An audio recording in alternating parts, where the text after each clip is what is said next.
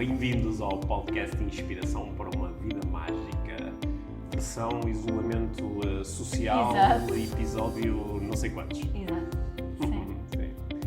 Olha, nós nos últimos dias temos estado a fazer muitas coisas, a acionar muitos projetos, também a pôr aqui episódios extra no podcast. Comunicações. Sim, então se calhar, antes de entrarmos na conversa desta semana, se calhar fazemos assim um rápido resumo do que nós temos andado a fazer para quem não está muito por dentro poder usufruir dessas iniciativas. Não é?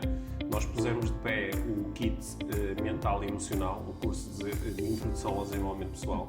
Que continua disponível até ao final do mês de Abril. Sim, e que é um curso que tem 10 lições em vídeo e um workbook a acompanhar, com textos e exercícios, e que é um curso que nós desenhamos a pensar em todas as situações no geral, nesta situação em particular, um curso onde colocamos as ferramentas que nós achamos que são assim, as ferramentas de primeiro acesso, não é? As ferramentas essenciais de desenvolvimento pessoal para utilizar, e temos o feedback tem sido muito bom em relação ao curso, portanto, obrigado a todos os que estão a participar no Kit e continuem a fazer as lições e a partilhar com quem quiserem, porque o curso é gratuito.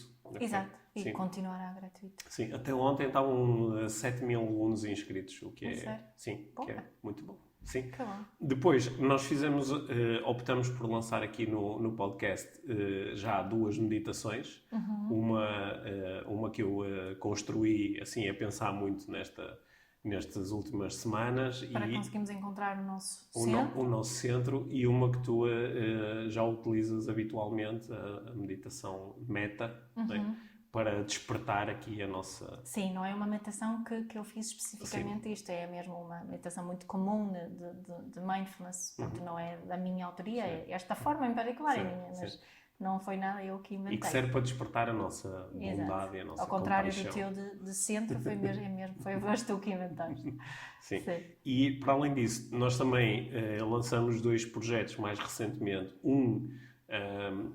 dedicado a profissionais de saúde, que são pessoas, e estamos a pensar em médicos, em enfermeiros, em paramédicos, em pessoas que trabalham em centros de saúde, em lares de terceira idade, em assistentes sociais, pessoas que podem estar um bocadinho mais... expostas a todos os sentidos, não é? Expostas em todos os sentidos, não é? Também no sentido mental. E eu reuni um conjunto de ferramentas de PNL e de hipnose e montei aqui um programa, que é um programa que nós disponibilizamos gratuitamente e com o objetivo de poder dar um contributo positivo a estes profissionais todos. Portanto, para quem nos está a ouvir, se estão dentro deste enquadramento a que nós estamos a chamar de profissionais de saúde, ou se têm familiares ou amigos que estão nessas áreas, nós nas notas vamos colocar o link de acesso, mas também encontram facilmente nas nossas páginas, no Instagram, no Facebook. Portanto, acho que é um projeto que acho que pode ajudar de uma forma muito significativa com ferramentas que são mesmo muito poderosas e que são, no fundo, ferramentas que eu utilizo no meu dia-a-dia com os meus clientes. Sim. Podem ser úteis daqui para a frente também. Certo. E também é gratuito. Sim, que é gratuito. E também lançamos um projeto, isso mais no âmbito da Life Training, mas um projeto de coaching, onde pela primeira vez na página da Life Training nós temos um diretório de coaches que trabalham connosco, que fazem programas de mentoria comigo e que são pessoas treinadas, preparadas e com muita vontade de ajudar. Sim, e com são os muitos coaches que mais formação têm. Sim, portanto também eu vou colocar aqui as notas. Quem estiver à procura de um coach vai ter aqui também uma boa ajuda, que neste momento, claro que a maior parte das sessões são feitas online por razões óbvias, mas nós temos coaches espalhados um bocadinho por todo o país, incluindo Açores e Madeira. Dito tudo isto, estamos prontos para entrar no nosso tema de hoje. No nosso tema de hoje, sendo que tu estavas aí com vontade de começar por falar em confiança, não é? Agora conta-me lá. Bom, eu tenho estado a refletir, como sempre, muito. Não estou a refletir mais, porque estamos nesta situação. Já agora estava a pensar nisso. Não estou a refletir mais, estou a refletir sobre outras coisas, mas todas elas, de alguma forma, ligadas ao desenvolvimento pessoal. E ontem hoje de manhã estava a ler umas notícias que estavam a ser partilhadas sobre, acho que é sobre a reabertura ou não das escolas, e falou-se de uma data, e se não fosse essa data, então o terceiro período ia ser suspenso. E estava a ler os comentários a essa notícia. Que eram comentários que na minha alucinação, estavam a comunicar muita desconfiança, porque as pessoas estavam a dizer, a maioria das pessoas, esta partilha em particular, era nem pensar, até essa data, a minha filha não vai para a creche, o meu filho não vai, e por aí adiante. E as pessoas certamente têm as suas razões para fazerem estes comentários, mas uma das principais que eu sinto é que é esta desconfiança nos políticos, a desconfiança nas autoridades. E estava a comparar isso com aquilo a que eu estou habituado da Suécia, onde é muito ao contrário. Existe uma confiança grande nas autoridades. Os suecos, por norma, estou a generalizar, obviamente, tanto em relação a Portugal como em relação à Suécia, que as pessoas partem do princípio que podem confiar numa decisão deste género por parte do governo e das autoridades. Enquanto parece-me, podes-me corrigir, aqui é um bocadinho mais ao contrário. As pessoas desconfiam desse tipo de decisões e não têm a crença base que, não, mas os políticos querem o melhor para todos, ou as autoridades querem o melhor para todos. Está bem. Olha, acho que podemos procurar falar disso vou fazer aqui um desabafo. Estou farto de ver comentários a notícias. Estou farto de ver comentários a notícias e também estou um bocadinho farto porque, por azar, a Suécia tem estado muito exposta. Sim. E por azar isso depois também está muito presente aqui nas nossas conversas. Eu não quero falar disto com esta situação do Covid-19 como base. Eu queria falar sobre qual é a diferença aqui, o que é que isso, de que forma é que isto é transcontextual? Olha, para a nossa vida no geral. Sim. Eu acho que eu há muitos anos ouvi uma senhora, uma trainer com que eu treinei há uns anos atrás, chama-se Carmen Bostic Sinclair. Tu já ouviste-me contar umas histórias desta senhora? Ela é a companheira, a mulher do John Grinder. E ela utilizou uma frase, eu não sei, acho que não é um pensamento original dela, mas ficou muito marcada, que ela disse: tudo é o exemplo de algo. Tudo é o exemplo de algo. O que isto quer dizer é que qualquer coisa que tu observes, qualquer coisa que tu observes é o exemplo de uma determinada estrutura. Né?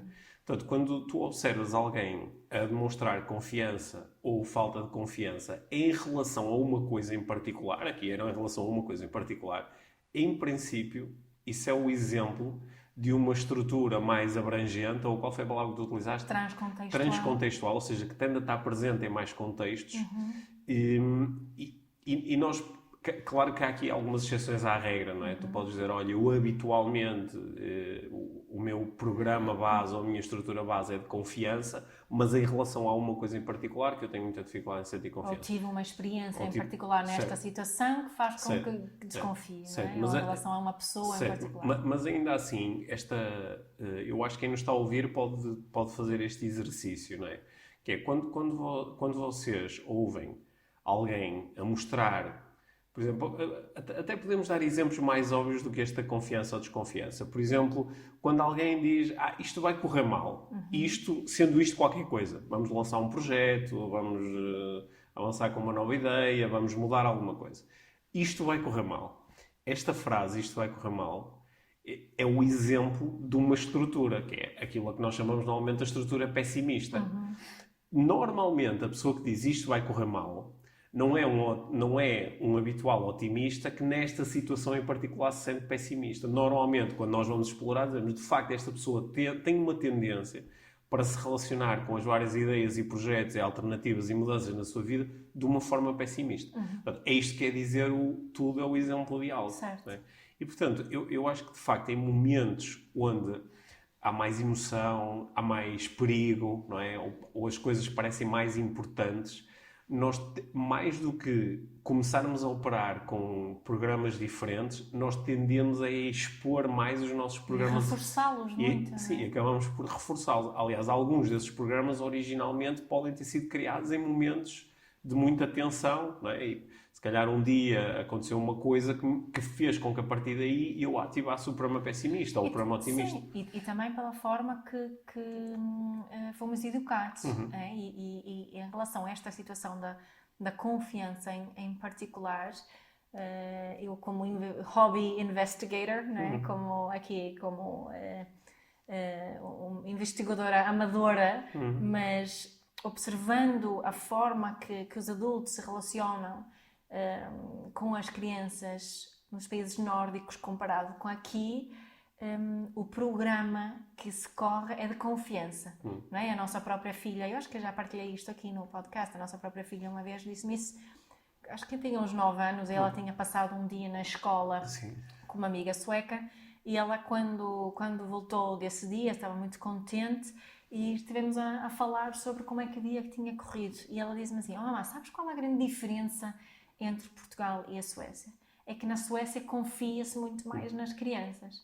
Não é? E claro que se nós crescemos nesse ambiente de confiança, é bastante óbvio que tendemos a confiar mais nos outros também. Não é? Olha, eu tenho que dar aqui também um exemplo um bocadinho ao contrário, senão Sim, quem claro. nos está a ouvir diz assim, pá, porque é que estes gajos não vão morar para a Suécia? Olha, um exemplo que eu acho que vai no sentido contrário, no sentido em que a estrutura usada em Portugal muitas vezes tende a ser um bocadinho mais possibilitadora. É o desenrascanço. Sim. Sim. E há mais uma coisa, que é outra coisa que tenho observado mais agora, é que a rapidez com que as pessoas aqui em Portugal se ligam à solidariedade. Não é? Embora acho que a sociedade sueca é assim mais coesa, as pessoas, penso eu, por não terem tido tanto essa necessidade, por o governo assegurar tantas coisas, aqui as pessoas são muito, muito, muito mais rápidas a juntarem-se para ajudar os outros. E isso acho uma coisa super positiva. Olha, eu acho que quando nós estamos a falar de desenvolvimento pessoal, é muito importante ter em consideração o contexto social, o contexto cultural.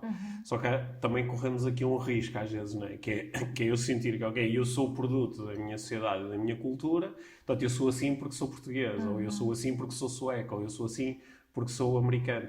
E no desenvolvimento pessoal, a primeira proposta é: observa as tuas estruturas e depois avalias, e se achares que há algumas que podem ser mudadas, ok, então estão aqui coisas que podes fazer para mudar. E nesse sentido, eu acho que nós aqui nesta conversa corremos um risco, não é? Que é o risco de, sei lá, tu começaste por falar, olha, acho que é um bom exemplo, tu começaste por falar, por exemplo, no confiar mais ou menos nos políticos e na autoridade. Que é, eu posso mais uma estrutura que está presente. Eu posso dizer, sim, Mia, mas isso é porque na Suécia os políticos falam mais vezes verdade e em Portugal os políticos mentem mais vezes. E então eu começo a achar que as minhas estruturas, elas não têm a ver comigo, com as minhas escolhas, não têm a ver com os valores que eu decido alimentar. Tem a ver com o meu contexto. Tem a ver com o meu contexto, ou seja, tem a ver com os outros, não é? Que eu posso dizer, não, a mim, eu de facto sou uma pessoa muito desconfiada, mas isso é porque os outros me estão sempre a tentar enganar, não é?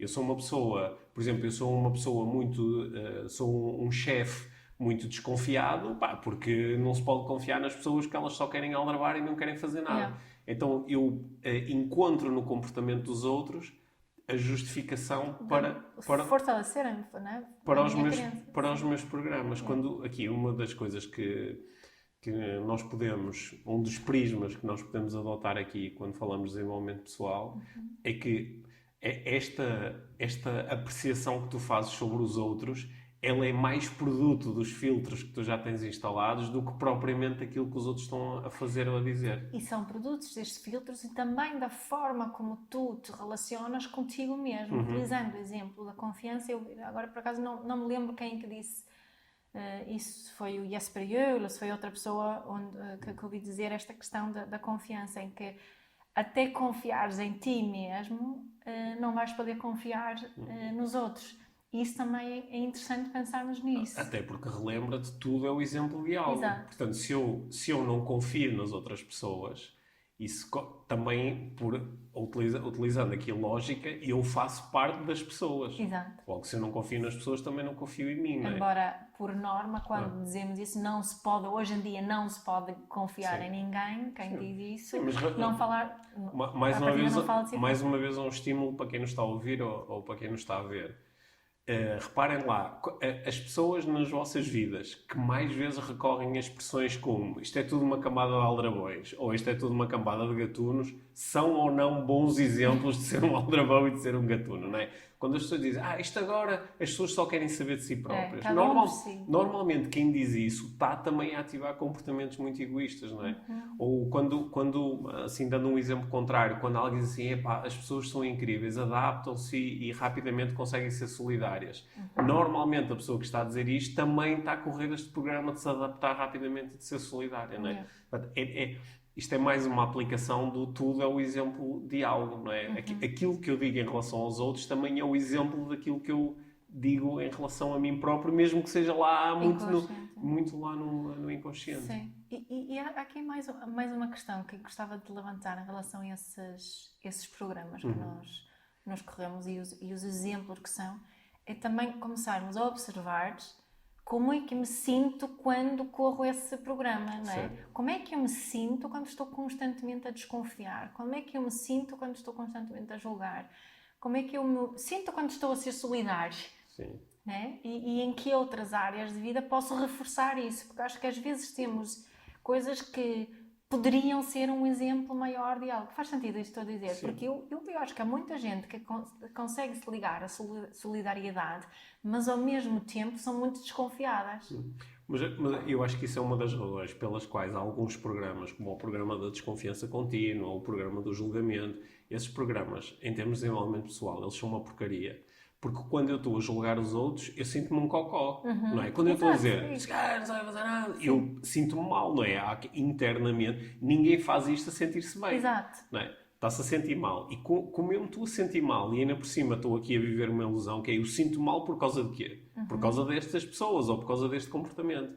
Então, eu primeiro começo-me a sentir mal e depois começo-me a sentir injustiçado, ou começo a sentir raiva, ou começo a sentir ódio por causa desta coisa. Agora, eu podia-me estar a sentir bem, mas não, estou-me a sentir mal por causa destas pessoas. Exato. Então isto cria aqui um loop, não é? Cria um círculo que é muito vicioso, não é? E que me empurra cada vez mais para baixo e cada vez o programa começa a ficar mais calcificado.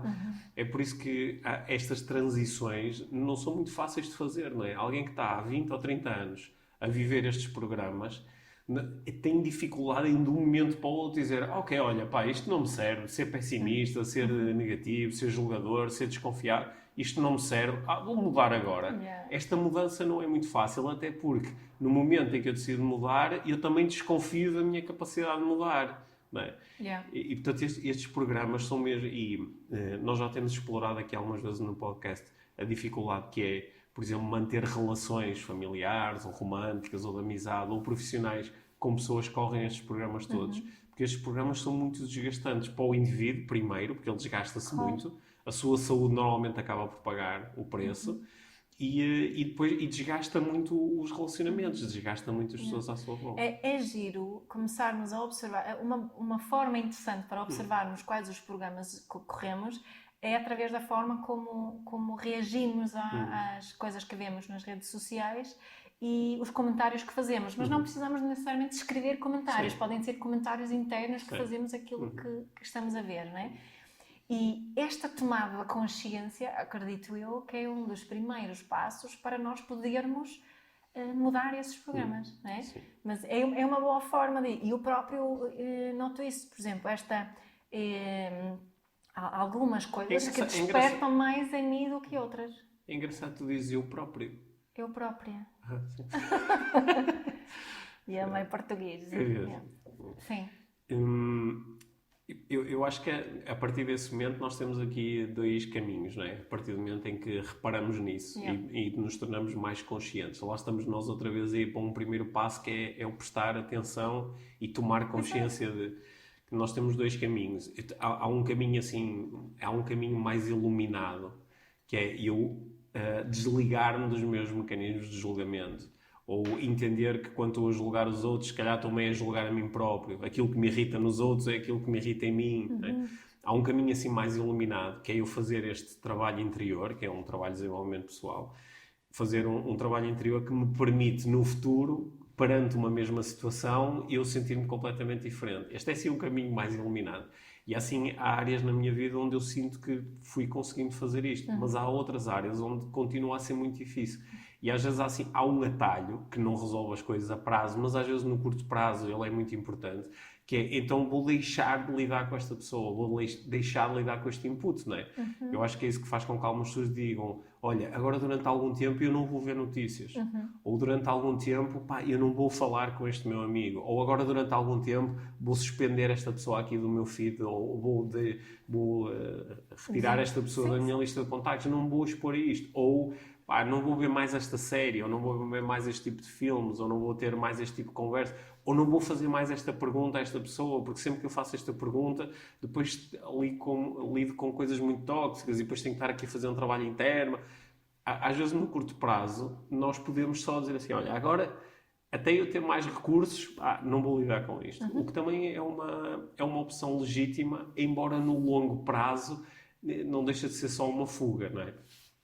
Sim, porque mais dia, menos dia, algo vai voltar nesse sentido, não é?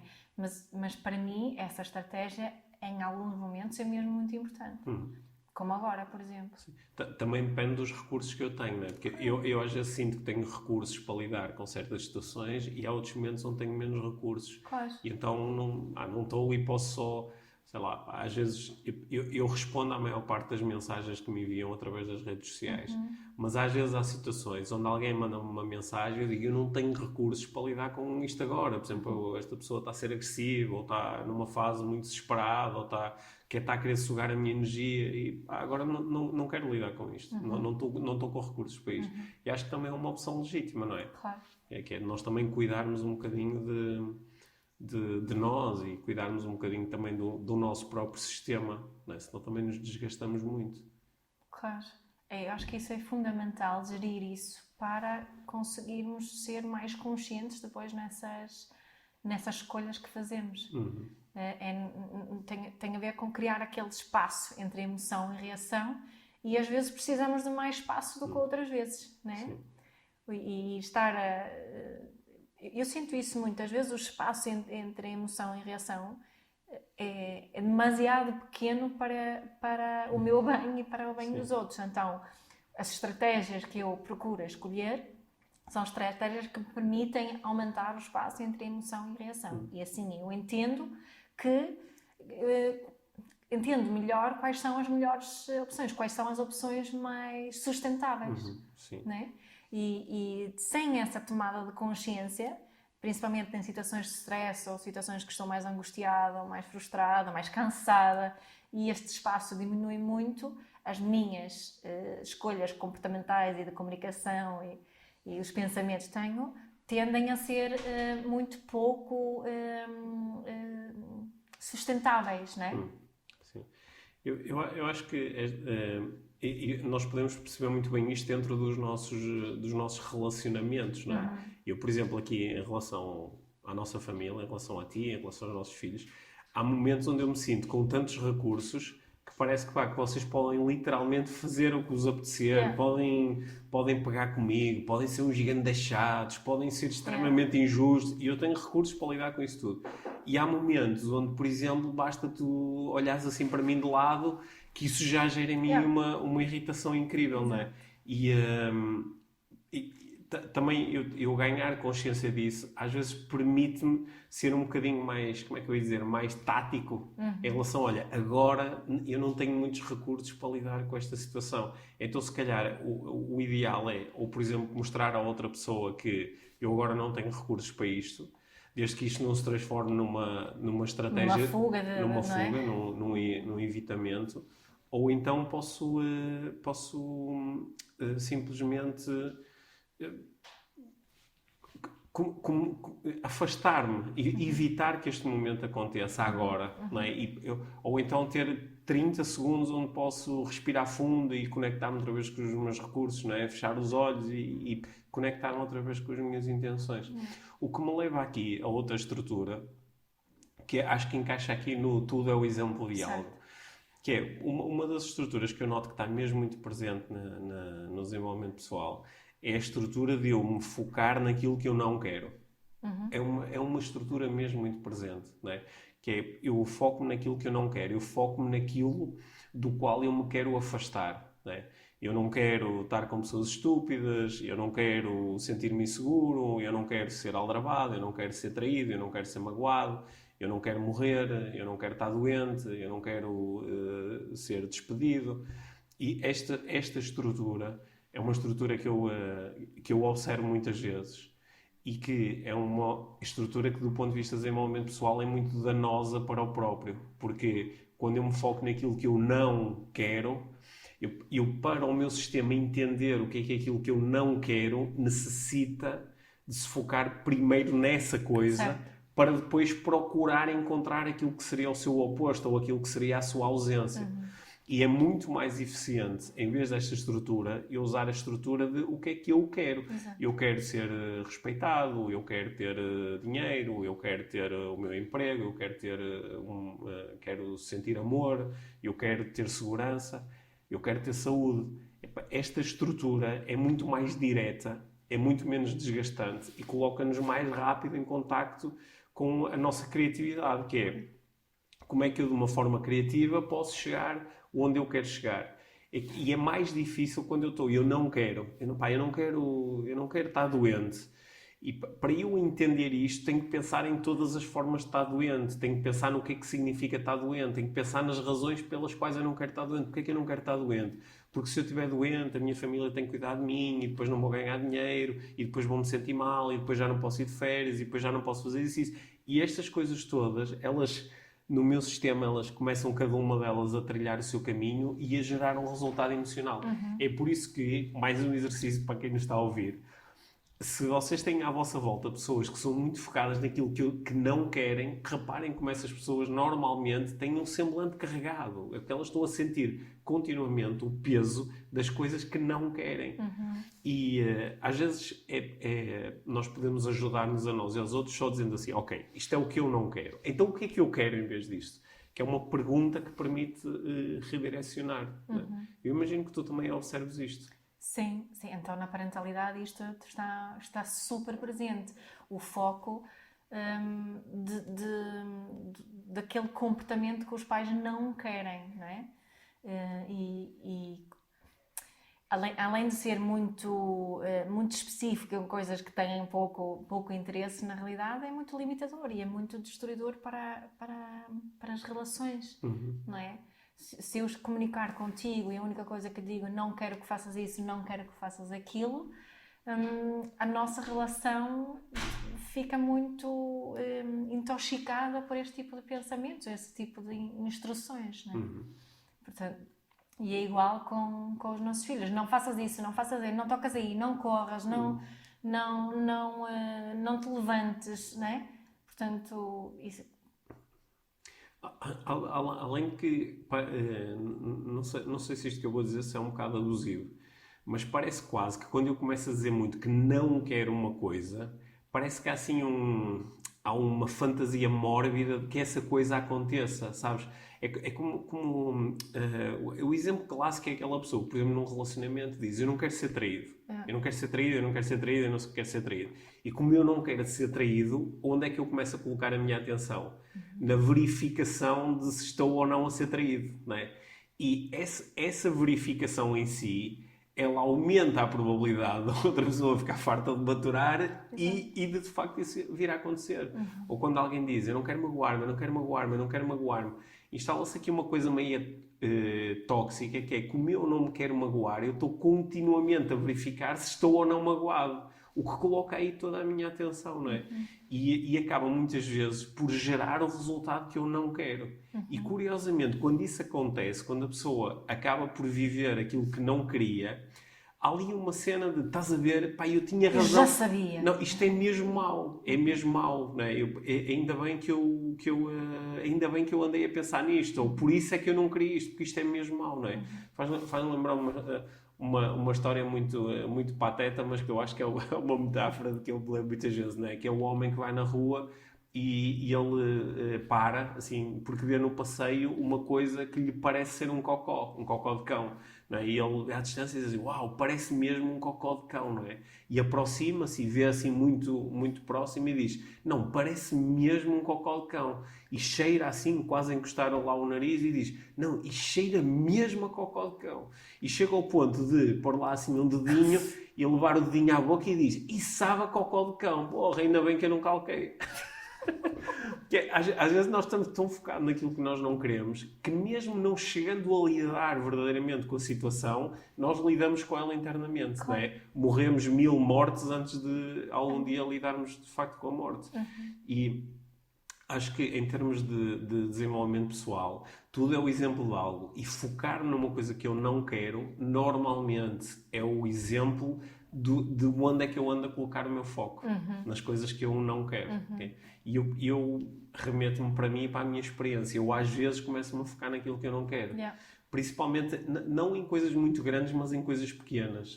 Por exemplo, não quero que me chateiem, não quero que façam barulho, não quero que me incomodem agora. E esse não quero, normalmente só de eu pensar nisso já me estou a sentir mal. Claro, e o que é que acontece com as tuas relações quando tu entras nessa? Começam a ficar desgastadas, até porque depois as pessoas acham que eu sou um chato porque estou claro, continuamente a dizer... E a tua comunicação não fica nada consciente, é uma comunicação mais frustrada e agressiva, não é? É uma questão e tu começas imagino eu, a pensar, ninguém me entende, não me respeitam. Certo. E entregas totalmente a responsabilidade aos outros pelo teu bem-estar naquele momento. Certo. Ou seja, abdico do meu poder pessoal. Exato. Não é? E isso lá está, é um exemplo de algo. É o exemplo de todas as coisas que eu faço na minha vida em que abdico do meu poder pessoal. E consegues, através desses exemplos mais simples, investigar que mudanças é que podes fazer. E essas mudanças que podes fazer também vão ser um exemplo de algo para as outras situações. Não é? Sim. Somos tão espertinhos. Mas isto liga-nos outra vez. Quando nós, há umas semanas, gravamos as lições do kit mental e emocional... Algumas semanas, não foi assim há tanto tempo. Na primeira lição nós começamos por explorar o modelo de coaching, né? Onde é que eu estou, onde é que eu quero estar e como é que se faz para chegar lá. E a segunda pergunta, onde é que eu quero estar, o que é que eu quero, ela é uma pergunta, ela é tão simples, ela é quase ingênua, não é? É uma pergunta tão acessível, não é? O que é que tu queres? E eu às vezes apanho-me, eu que estou altamente rotinado para fazer esta pergunta, às vezes no meu processo de auto-coaching é muito importante eu reconectar-me outra vez com ela. Mas espera aí, ok, isto é o que eu não quero. O que é que eu quero em vez disso? Não é? É uma pergunta que às vezes me faz, isto é uma confissão, é uma das perguntas a que eu mais recorro quando estou chateado contigo. Porque como... Tu ficas chateado comigo. Eu fico chateado contigo muitas vezes. Mas falando pela negativa, eu não quero estar chateado contigo. Claro. Portanto, se eu estou chateado contigo, eu estou a viver aquilo que eu não quero. Exato. O que me pode deixar muito frustrado, que é, eu não quero estar chateado. Só quando eu percebo que não quero estar chateado, mas estou, isso ainda traz depois também uma frustração. Tem algum jeito agora de estar a viver chateação no meio de um relacionamento romântico. Não é para isso que as pessoas têm relacionamentos românticos, não é? Para isso não vale a pena. Então, como é que se sai daqui? E eu, às vezes, recorro mesmo outra vez ao processo. Calma, o que é que está a acontecer? Estou chateado. Bom, mas o que é que eu quero? O que é que eu quero? Não quero estar chateado. Não quero estar chateado, não é o que eu quero, é o que eu não quero. O que é que eu quero? Quero estar bem com a Mia, quero estar a sentir amor, Ok, o que é que eu posso fazer para ter isso? E só este processo pá, traz-me é quase, eu sinto-me logo a ficar mais leve, sabes? Porque Mas mesmo às vezes tu queres estar chateado. tá, isso é diferente. Mas isso Isso é também é bom diferente. admitir, nesse sentido. Isso é diferente. Para não nos enganar, às vezes enganarmos neste processo, porque assim não funciona também. Se queres mesmo estar chateada, ok, de que outras formas é que posso estar chateada sem estar chateada com a pessoa? Ou o que é que eu preciso agora? É bater ali, lá, bater no saco de boxe? Sim, olha, bater no saco de boxe É uma boa, espetacular não é? para pôr a energia cá fora. Essa energia Sem imaginar que o saco é a minhazinha. Não, claro que não. Aliás, eu não imagino que o saco seja ninguém. Exato. No outro dia fiz o exercício, eu acho que não te contei isto, mas eu tinha estado a ver um vídeo do Donald Trump e aquilo irritou-me e eu olhei para o saco e disse, é o Donald Trump, só que depois disse assim, pá, eu não vou bater num gajo de 70 e tal anos em péssima forma física. Não vais bater a ninguém. Sim, eu não vou bater a ninguém, muito menos no Donald Trump, não é? Para sentir uma compaixão por ele. E acho que cheguei a abraçar o saco, assim só um bocadinho. Sim. O exemplo, está a avançar nesta facilidade que temos também de criticar os que estão no poder, eles. Sim, também é um exemplo real. Quando nós, isso também entregar muito poder pessoal. Sim, é mais fácil criticar os outros do que olhar para a nossa própria vida, não é?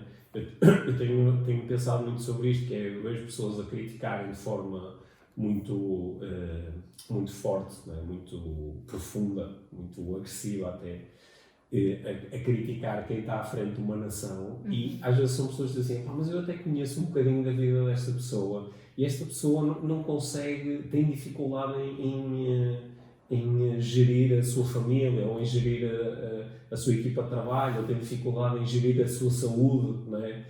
E de repente está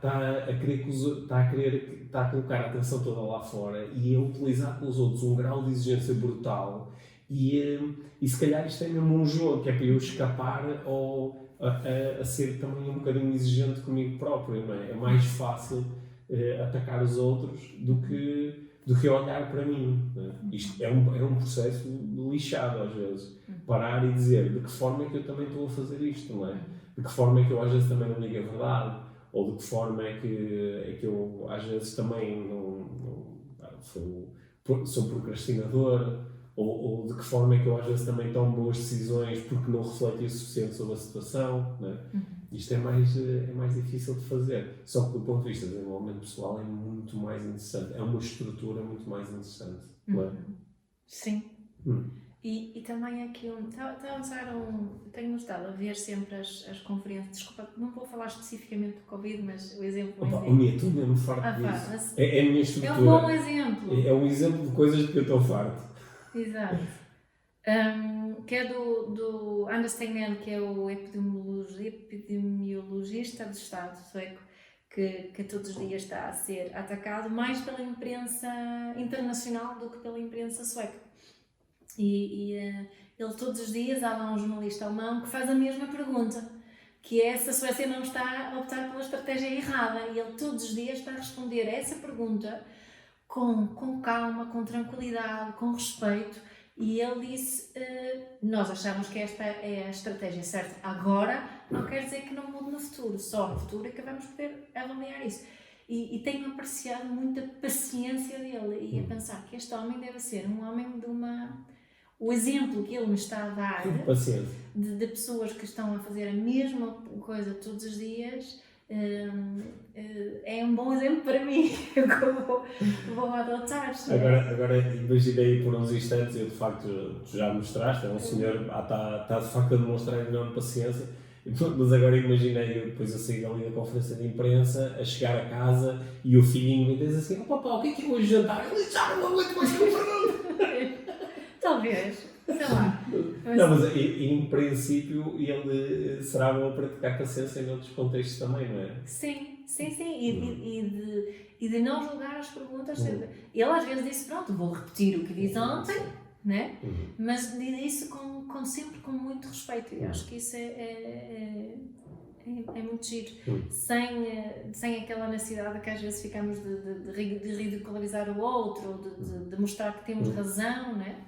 E para mim isso é uma acho que esta ideia que nós estamos aqui a procurar veicular nesta conversa, neste episódio, de que as coisas que nós fazemos são normalmente exemplo de estruturas maiores que são mais duradouras, tendem a ser mais permanentes, mais transcontextuais na nossa vida, acho que nos pode ajudar também a perceber que se eu estou a viver determinadas respostas comportamentais num ambiente de crise, que posso me estar a enganar a mim próprio ao achar que se isto não tivesse a acontecer estava tudo bem, ou quando isto deixar de acontecer vai ficar tudo bem, porque esses programas, por serem permanentes, eles vão se manter, eles vão ter tendência a manter-se, não é? Portanto, a pessoa que agora está a sofrer porque está a ser muito julgadora, ela no futuro vai continuar a sofrer por ser muito julgadora.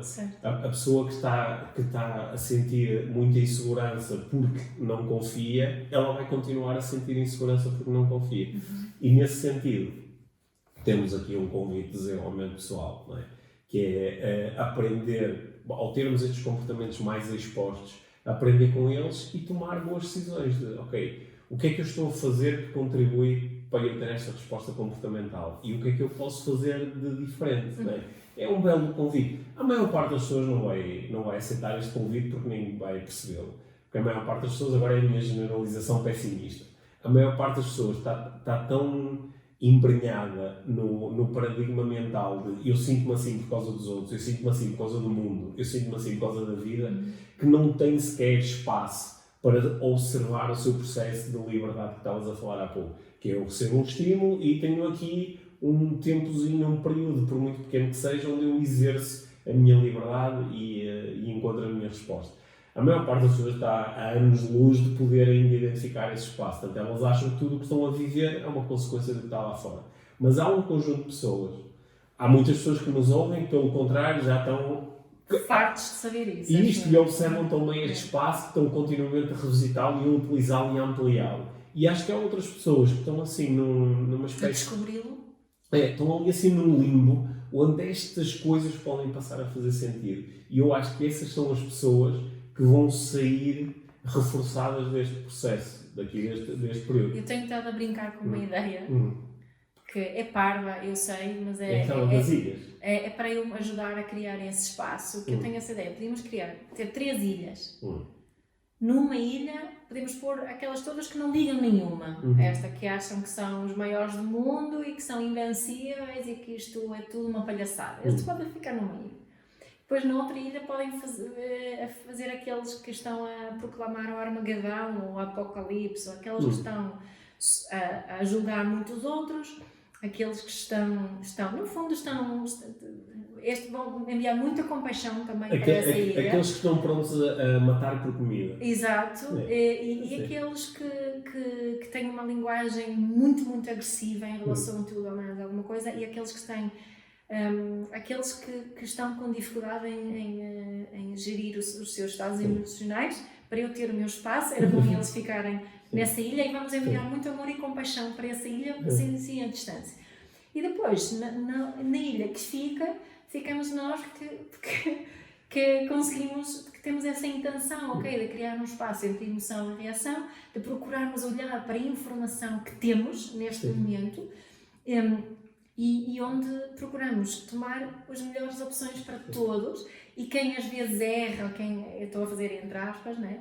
E quem se desvia-se e às vezes é um bocadinho julgador, vamos dar um abraço virtual e dizer, calma, vamos olhar aqui para o nosso ponto A outra vez e olharmos para o ponto B e escolhermos os nossos melhores caminhos para ali. Portanto, estas 3 ilhas, neste momento, davam-me imenso jeito para a minha saúde emocional e mental. Ou seja, o episódio que nós gravámos há umas semanas sobre curiosidade, abertura e aproximação foi para o espaço. Hoje temporariamente. Separação em ilhas. Separação em ilhas. Sem barcos que cada vez tudo lá fora. Ou seja, para passares de uma ilha para a outra, tens que mostrar que... Sim. Não, mas isso é uma espécie de metáfora precisamente para eu, neste momento, poder criar este espaço o melhor possível para depois poder escolher as minhas ações e a forma que eu comunicar, e também chegar às outras ilhas. E assim... depois, passado algum tempo, começamos a mandar barcos de missionários. Exato.